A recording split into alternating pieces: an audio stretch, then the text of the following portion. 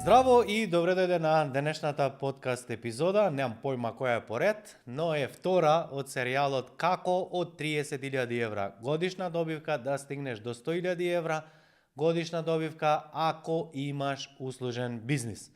Се надевам дека минатата епизода ја прегледа, доколку сега почнуваш и ја заследи оваа епизода, одма назад прегледа ја првата оти е надополнување на сето ова што ќе го работиме денес и во иднина, во сите следни серијали.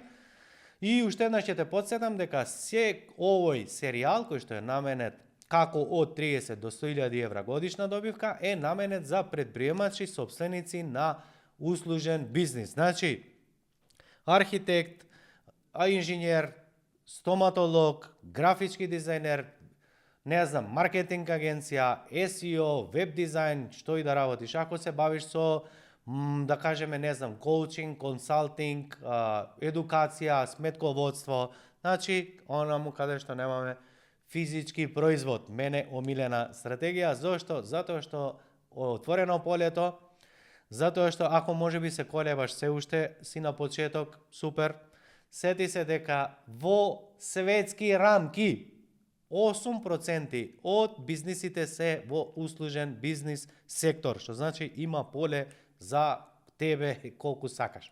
Ако не си задоволен, генерираш приходи, загуби, имаш физички производи, купи, продај, нати, дај ми и се нервираш, конкуренција не сгази, нема цени, дрн јариња, супер, може би е време да редефинираш и визија, и мисија, и стратегија, и да се реорганизираш, оти верувај дека имаш време колку сакаш за се, твој живот, твои правила, се што те држи од точка А до точка Б си ти, нема друг човек. Супер! Денешна тема ќе ни биде организацијска структура. И зошто е важна организацијската структура?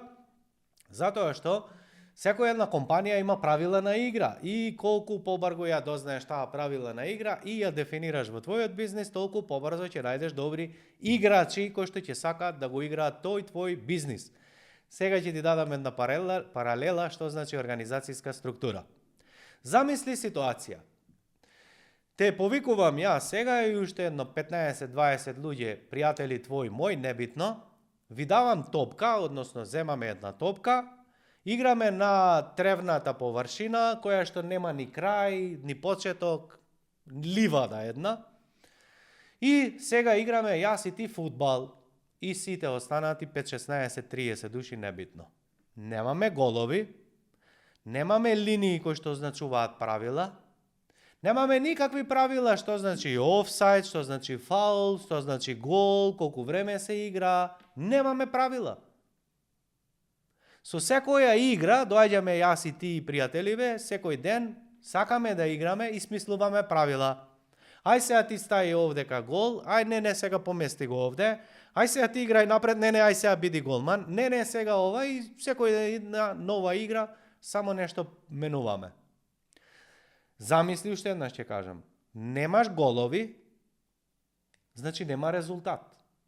Нема правила, значи кој кај сака што сака може да прави. Прашањето е до мене, до тебе гласи. Дали таа игра ќе има смисла и дали ќе сакаш упорно кога и да те повикам на ваква игра да доаѓаш? Ти го гледам веќе изразот на лицето. Знам, и рамениците ти ги гледам. Знам дека знаеш дека оваа игра е безсмислена. Епа, пријателу мој, она што те спречува да стигнеш, втора причина, од 0, односно од 30 до 100.000 евра на годишно ниво, е токму да научиш и имплементираш како се прави организацијска структура и да почнеш да ги дефинираш правилата на игра во твојот така наречен бизнис. Што сакам сега да ти дадам поента со ова? Секој Божји ден соработувам со клиенти, а најголем дел во моето портфолио и луѓето кои што се на мастермајнд се токму луѓе кои што имам две групи. Едната кои што се наоѓаат помеѓу 30 и 100 и другите се помеѓу 100 и пола милион евра годишна добивка. Повторно ќе ти кажам, промет не ми значи ништо. Имам и сум имал клиенти кои што имаат милионски обрт, а заработале 60, 70 илјади, 100 илјади евра годишно. Имам луѓе кои што имаат 200.000 евра промет, а заработеле 150.000 евра добивка. Значи, прометот, луѓето, големината на фирмата, мене не ми значи ништо. Јас сум минималист и секогаш сакам што помалку, без галама, без джагара-джугара, ама да имаме резултати. Супер. Значи, зошто е важно да имаш организацијска структура? Токму да му дадеш смисла на твојот бизнис и да го организираш. Сега ќе ти објаснам каква е таа општа организацијска структура и како треба почетни темели да поставиш, за да ја дадеш форма и живот на твојата компанија. Ајде! Еве кои се трите основни сегменти во секој еден бизнис. И те молам, ако ова го слушаш и ти се врти во твојот ум, мојот бизнис е различен, мојот бизнис е специфичен, а може би ова што го зборува Александар е применливо за некој, за некого, ама не и кај мене, филозофираш глупости. 100%. Секој Божји бизнис ги има овие минимум 3 сегменти. Првиот сегмент е маркетинг и продажба. Што значи маркетинг? Што значи продажба? Иако двете се сега во едно стајани. Александар, јас немам онлайн маркетинг, јас не снимам видеа, јас немам платени реклами. Немам маркетинг. Ма немој. Имаш маркетинг. Тоа што ги носиш клиентите на доручек, ручек, вечера на кафе. Тоа што преговараш, одиш од фирма во фирма со луѓе, зависи што е твојот бизнис, тоа се вика маркетинг. Значи, одиш нешто да промовираш. Идеја е маркетинг, промоција маркетинг, позиционирање маркетинг. Значи, се е тоа маркетинг. Дали ти мислиш дека го правиш или не, го правиш. Дали е на добар начин или постои подобро, тоа у друга епизода. Продажба, да ти зборам нешто, што ќе збориме џабе? Продажба мора да го имаш. Ако ти кажам еден факт, најголем дел од бизнисите кои што се услужно ориентирани, а имаме на чело на фирмата работник или менаџер, нема човек кој што продава. Правиме тренинзи. Колку имате вработени продавачи? Па види, ние сме архитектско биро, немаме продавачи. Па супер. Еве ти го проблемот. Затоа што сакаш од голман да игра, да даде гол. Може ќе даде еднаш на пенали, ама нема у игра. Значи, ги мешаш работите. Тражиш од нешто друго. Супер. Следна работа е оператива. Или ако сакаш логистика, ако ти е полесно. Еве, има некој користат и други термини, ќе кажа, ама немаме ние оперативни, добро да логистика имаш? Да, имам. Тоа е тоа, супер. Значи, што е оператива, што е логистика? Шок соба. Се што не гледаат клиентите, а ти го работиш, што е оператива. Она што го црташ, она што го програмираш, она што го произведуваш, се она што го работеш, е овде. Супер, одлично, ме свати. И уште еден круг, односно уште една гранка, се финанси и администрација. Што значи финанси? Па на крајот на денот мора да знаеш дали си во добивка или во загуба, треба да дадеш фактурче, треба ти некаде да платиш. Администрација ја немам, Александар, имаш, треба документче, пријава, одјава, М1, М2, одмори, имаш и администрација, документација, хартија, еднакво администрација. И ти, пријателу мој, си овде како собственик или како директор. Еве директор. Супер.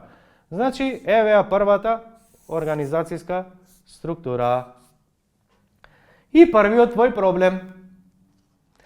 Го почна бизнисот да го работиш. И што прават луѓето на почеток?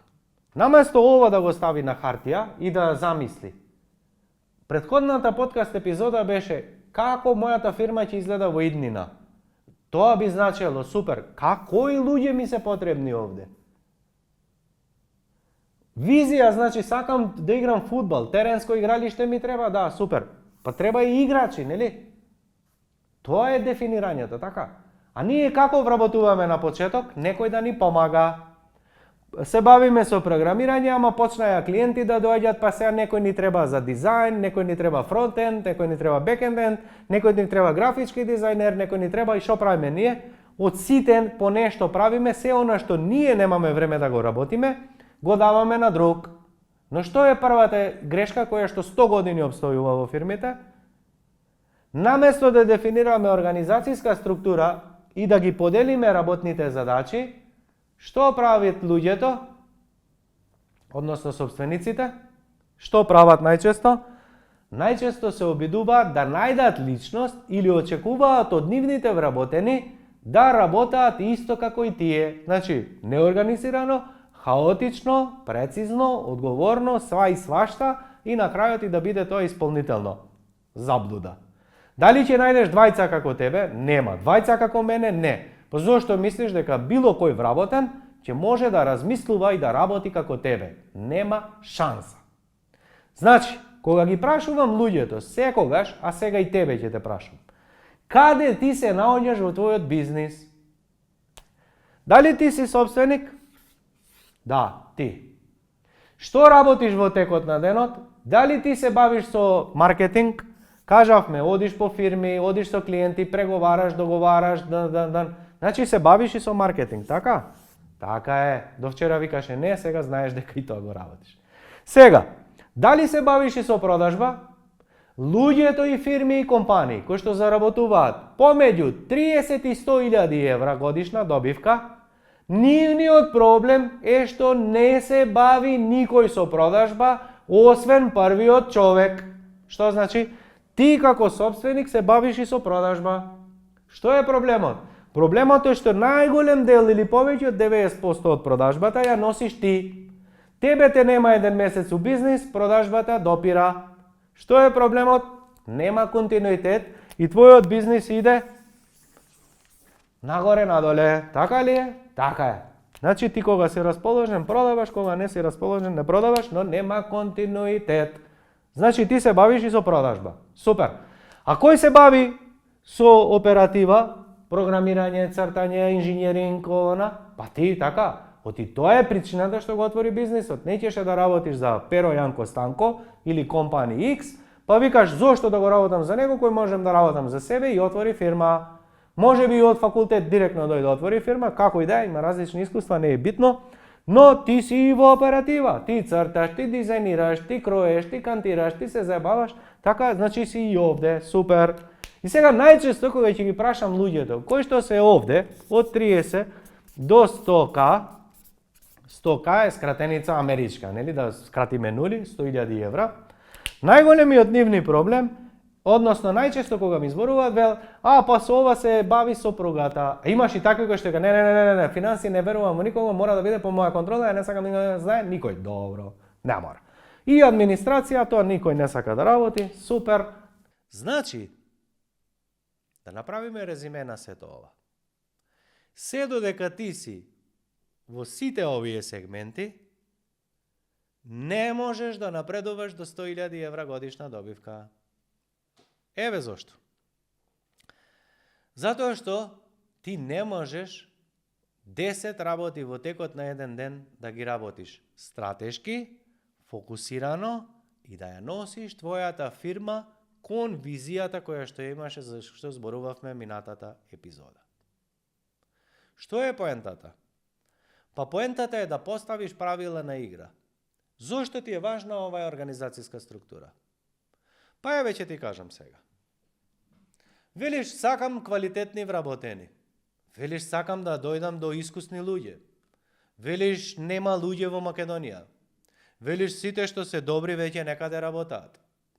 Велиш дека и младиве не им се работи, па више прекуглава ми е да се едуцирам, да се обучувам со нив дрн. Така? Епа, еве го прашањето.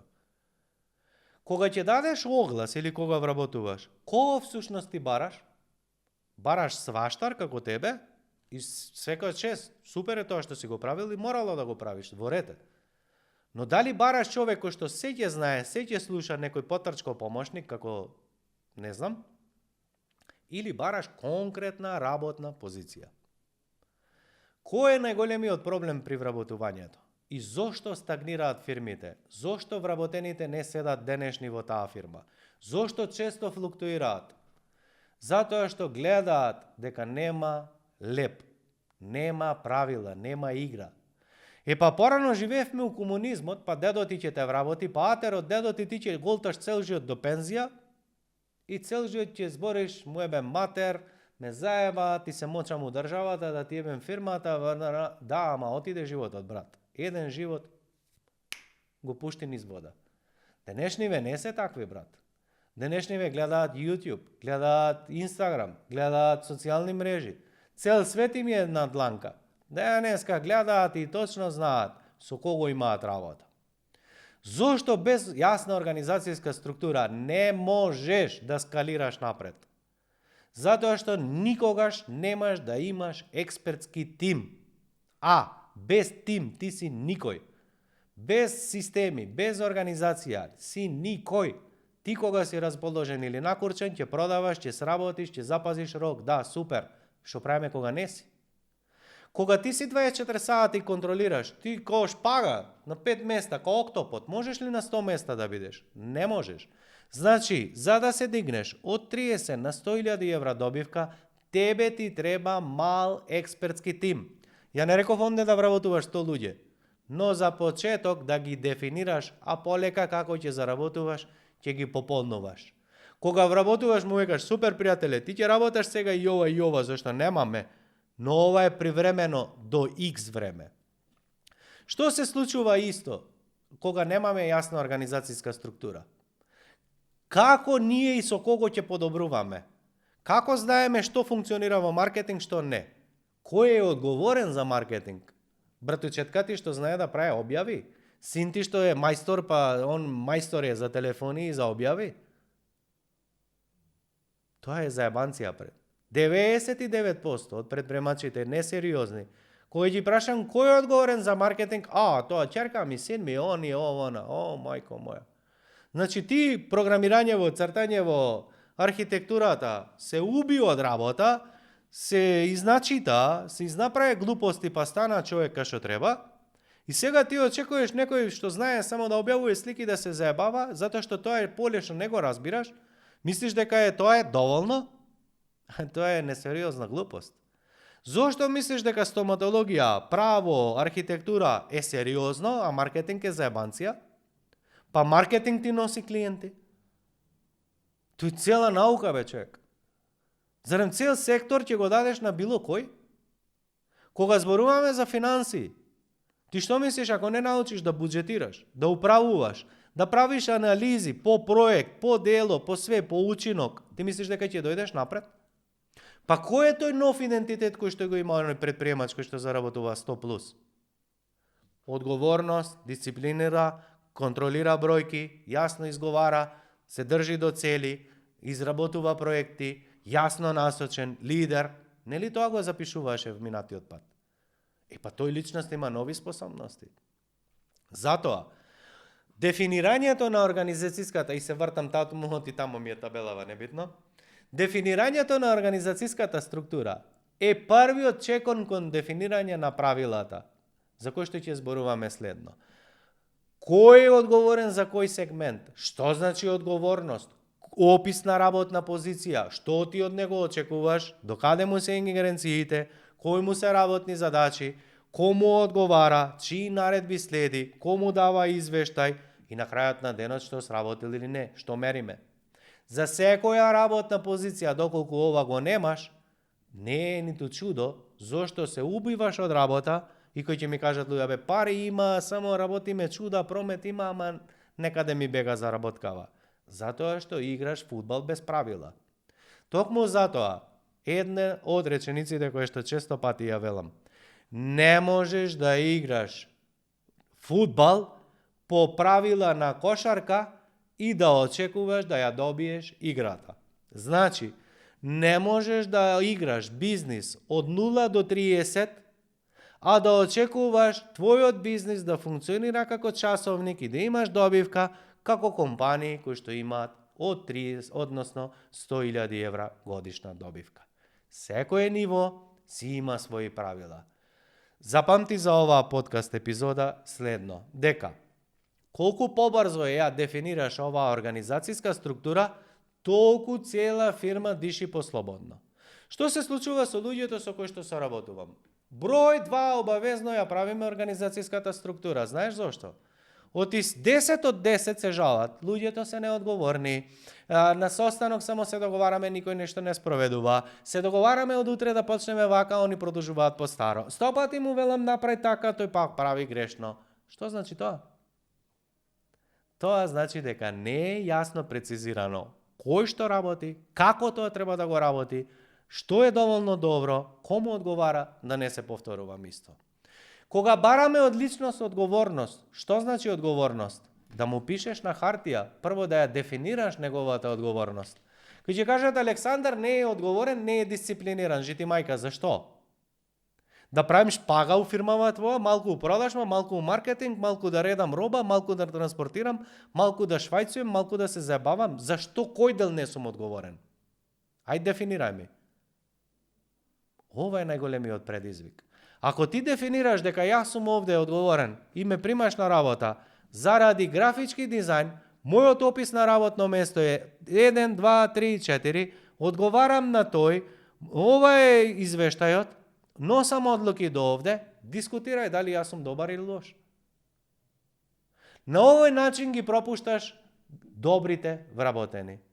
Оти ниеден твој нововработен човек нема на рекрутинг интервју или на интервју за работа кога го имаш, да дојде и да ти каже: Александар, купус ти е бизнисов, нема ништо организирано, хаос ти овде и не гледам ја место за мене, работав во 2-3 фирми кај што ништо не е организирано и гледам дека исто е и кај тебе, туку ќе ти рече: ајде да размислам па ќе се слушнеме, зборував уште на 2 места па ќе ти кажам, дозволи да размислам, размислував и паралелно, да.